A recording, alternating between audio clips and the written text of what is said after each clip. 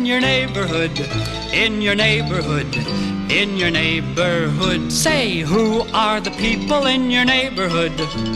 The people that you meet each day.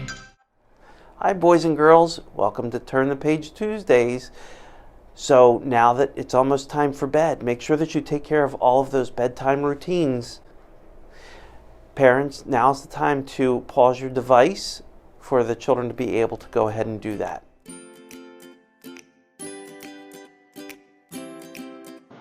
Hi boys and girls, so today I'm here at the Philly Pretzel Factory in Avondale and I am with Sheena. Sheena, hi, how are you? Good, how are you? Good, and you are a manager here Yes, at I am. the Pretzel Factory? And tell me, what does a manager do at the Pretzel Factory?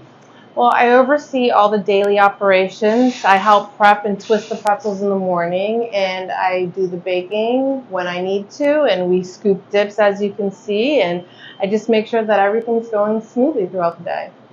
How long does it take to twist a pretzel and to bake it, to sell it? Well, that depends on the day and how many pretzels we have on order, and if it's our busy season or not our busy season. We get in at 5 in the morning, and we usually twist between 8 and, depending if there's a lot going on, maybe we might even be twisting until 11 or 12 p.m. sometimes. Okay. And what sort of ingredients goes into a pretzel? So there's flour, water, yeast, and what we call a dough conditioner. It's a mix of various different things like whey, gluten, stuff like that. So do you have to know measurement in order to do your job, or does it come pre-measured?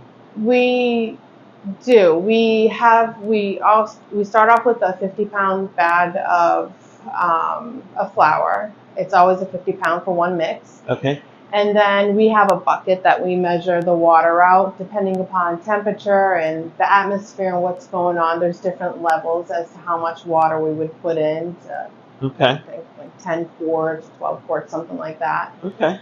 And then we have our yeast comes in a block, and we have to know how much a quarter of that block is, a third of that block is, a half of that block is, and all that. And we just cut that with a knife, and then we have 2 scoops that scoop out the dough conditioner. Okay.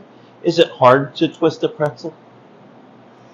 At first, yeah, it can be. It's hard to get the hang of it because they're not like the brown pretzels on the back of the book. They're kind of long, so you twist them like they're going to be long, and then you have to stretch them. But to get it down and to be fast at it, yeah, it takes some practice. I just got it. So did you have a pattern that you had to follow, or is there, you just have to kind of envision it like a long pretzel?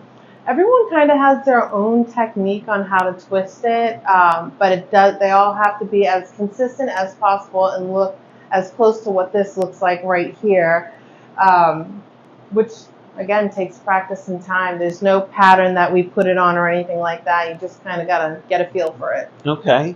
How many different kinds of pretzels do you sell? Is it just one basic, or then you determine whether you're making pretzel rivets or? Yeah, so we have our regular size pretzels, and we have our mini pretzels, which are the same shape, but they're just like about an inch to half an inch shorter than the other ones. Okay. And then we have our rivets, which are the little pieces that especially the kids like, right, because they're easy to eat. And then we have some meats that we twist as well, hot dogs and spicy sausages. Oh, okay. Are the pretzel rivets the easiest to make? Yes, because you just have to cut those with pull the string, and then you just cut it with a pizza cutter. Right.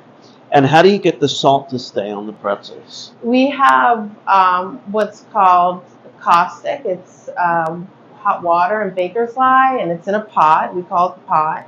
And we flip the pretzels over, and we dip them in there and pull them out, and then we put the salt on that, and then they go right into the oven for 6 minutes. Okay. Wow. Do you have to know how to read to do your job? I would say yes, because we do have the computer screen, and we need to be able to read what we're going to ring the customers up for. Okay. And you probably have to know to read to grab what ingredients does go in. Yes, so. And we do have the the recipe written down too. And there's another recipe because we sometimes do honey wheat pretzels, and that's not in our brain like the other one. So we have to read that in order to know. Wow.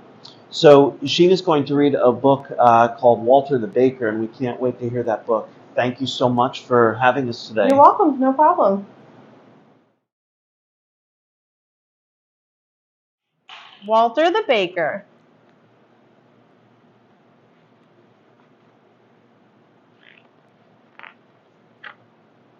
Long ago, in a town encircled by wall, lived Walter the Baker, his wife Anna, and their son Walter Jr. Walter the Baker was known even outside the walls of the town. He was the best baker in the whole duchy. Early every morning, while everybody else was still asleep, Walter began baking his breads, rolls, cookies, tarts, and pies. Anna sold the baked goods in the store.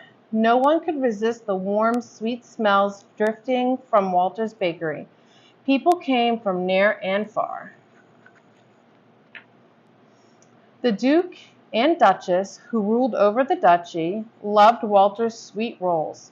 Every morning, Walter Jr. carried a basket full of warm, sweet rolls to the castle where they lived. Mmm, said the Duchess, spreading quince jelly on her roll. Ah, said the Duke, putting honey on his. And so each day was the same as the day before, until early one morning, when Walter's cat was chasing a mouse and tripped over the can of milk. "What will I do?" cried Walter. "I cannot make sweet rolls without fresh milk." In desperation, Walter grabbed a pitcher of water. "I hope nobody will notice the difference," he said, as he poured the water into the flour to make the dough. Now, you and I may not be able to tell the difference between a roll made with water and one made with milk, but the Duke, and especially the Duchess, could tell the difference. "Ugh!" cried the Duchess after she took a bite. "What is this?" roared the Duke. "Where is Walter the Baker? Bring him here at once." So Walter was brought before the Duke. "What do you call this?" roared the Duke. "This is not a roll. This is a stone." And with that, he threw it at Walter's feet. "I used water instead of milk," Walter admitted, hanging his head in shame. "Pack your things and leave this town and my duchy forever," shouted the Duke. "I never want to see you again."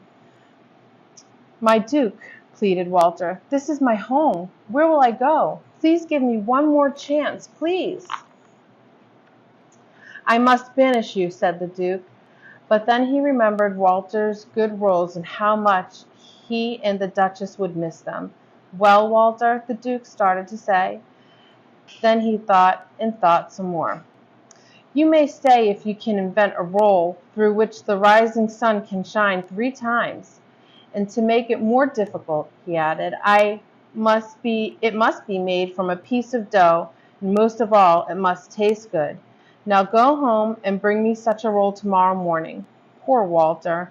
Worried and sad, he trudged back to his bakery. Walter worked all day and into the night. He made long rolls, short rolls, round rolls, twisted rolls. He made thin rolls, and he made fat rolls. And he worked some more.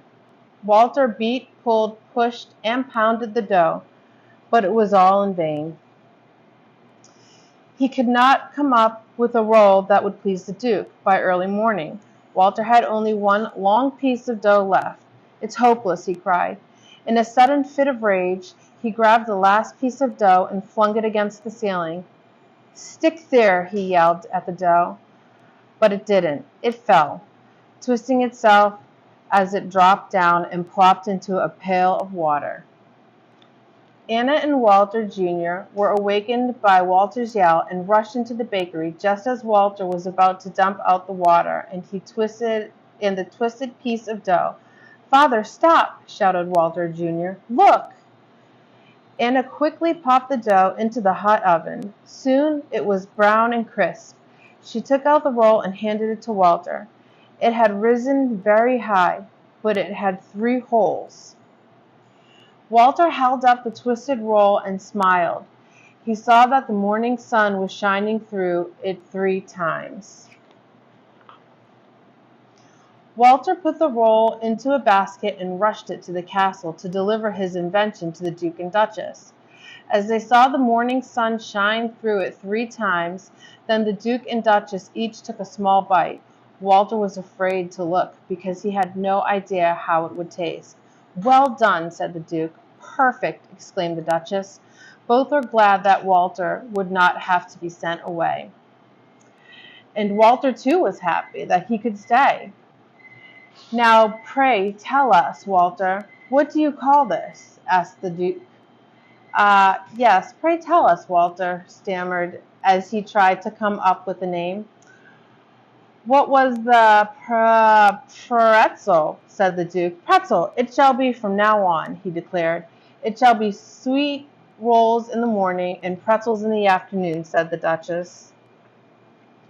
Walter returned to his bakery and spent all day and night making pretzels. The next morning, 3 baskets of pretzels outside of the store for the whole town to taste, a special basket of pretzels for the Duke and Duchess, and a cheer went up for Walter the pretzel maker.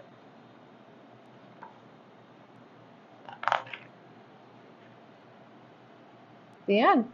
I hope you enjoyed that book by our special guest. Now it's time for bed. Good night, everyone. We'll see you in the morning.